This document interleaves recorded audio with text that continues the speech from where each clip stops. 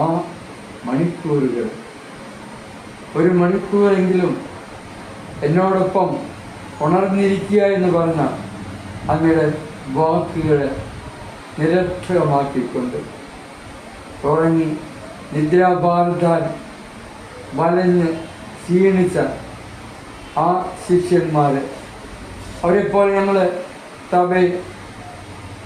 ദുഃഖിതരും തളർച്ചയുള്ളവരുമാണ്. എന്നാൽ അങ്ങയുടെ പരിശുദ്ധാത്മാവ് ഞങ്ങളെ പുതിയ സൃഷ്ടിയാക്കി മാറ്റിയിരിക്കുന്നു. അങ്ങയോടൊപ്പം കർത്താവെ വേദനിക്കുന്ന അങ്ങയുടെ തിരുഹൃദയത്തിൽ ഒരാശ്വാസത്തിൻ്റെ തൈലം പകരുവാൻ ഞങ്ങളെ അങ്ങ് ഉപകരണമാക്കണം. ഇന്ന് പാപത്താലും അതുപോലെ നിസ്സംഗതയാലും